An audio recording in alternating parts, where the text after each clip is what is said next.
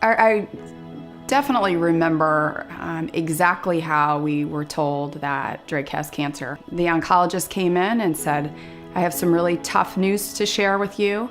I do remember she said he's going to be okay, but he does have cancer, and we're trying to determine the specifics, but it is a type of leukemia.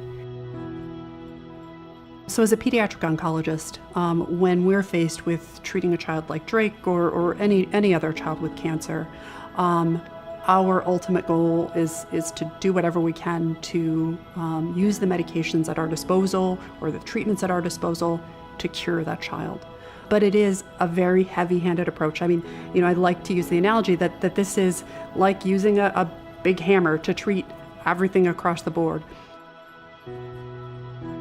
As soon as they started the treatment, not only did he have the pain from the leukemia, he then couldn't walk because there's a drug that causes nerve damage. So then we had to then take medication for that nerve damage, which also had side effects. He lost his voice because of one of the drugs completely, so he couldn't even communicate.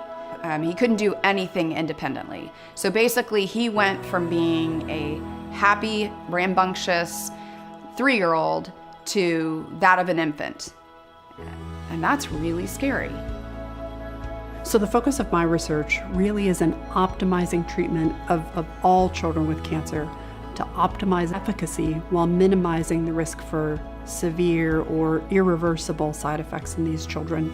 And what that really boils down to is coming up with not only the right medicines to use, but also the appropriate doses of medicines to use, so that we end up curing and continuing to cure as many children as possible, while leaving them with a lifetime of health.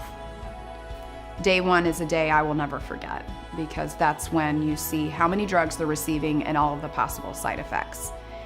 And you see those side effects on paper, but you also see them in your child. Even though this particular research project will probably not benefit my child, knowing that we're helping other families who are going through this life-changing experience just means the world to us. If you were to fast forward into 20 or 30 years from now, in how we as a field of pediatric oncology will be approaching treating kids like Drake, I hope and I expect that it will be vastly different in that I think we will be at a point where we can take a very personalized approach in treating each individual child, but it really starts with donor funding to help move these programs, to develop the foundation and move these programs forward that ultimately lead to improved outcomes for every patient.